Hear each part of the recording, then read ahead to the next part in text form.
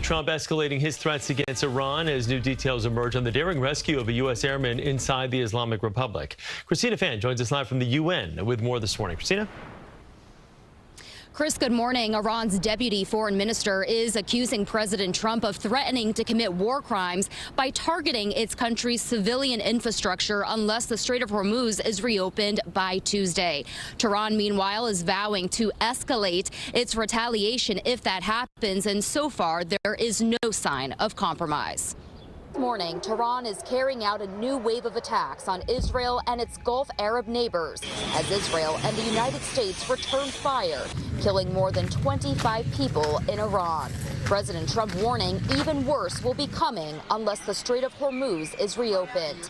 In an expletive-laden social media post Sunday, President Trump issued Tehran a deadline, writing Tuesday will be power plant day and bridge day, and threatened to set the country back to the Stone Ages. The president wrote, "You'll be living in hell, just watch." Some U.S. lawmakers are criticizing any potential expansion of war. The American people are not going to accept ground troops being put into harm's way in this war of choice when there's no clear evidence that it actually is designed to improve our national security interests. The idea that the administration and our armed forces are not meeting their objectives or that there wasn't a plan is absurd.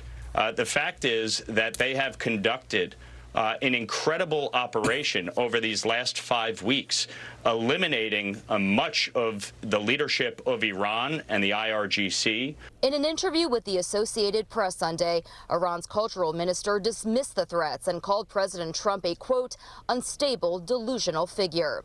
The president's threats come after an announcement that U.S. Special Operations Forces successfully rescued a U.S. airman shot down in Iran last week. The rescue of the Air Force colonel, reportedly hiding in a mountain crevice in Iran, is being hailed as an Easter miracle. A Trump administration official tells CBS News the CIA was deeply involved not only in the hunt, but in a ploy to spread false information inside Iran that U.S. forces had already found him and were transporting him by ground out of the country. A hard lesson for Iran. First of all, they were not able to find the missing air crewman. Second, they put out a broad appeal to their people to turn him in, reward, asking for all kinds of leads. That does not appear to have been successful. President Trump says there will be a press conference at the Oval Office with military officials later on this afternoon where more details on that rescue operation will be shared. Reporting live on the East Side, Christina Fan, CBS News, New York. Christina, thank you. As oil prices continue to surge, Americans still paying more at the pump, already pushing gas prices in the tri-state area past $4 a gallon for regular. In New York, it's $4.06. That's up from $3.93 just a week ago. In New Jersey, it's $4.09 and $4.08 in Connecticut. The national average is now up to $4.11.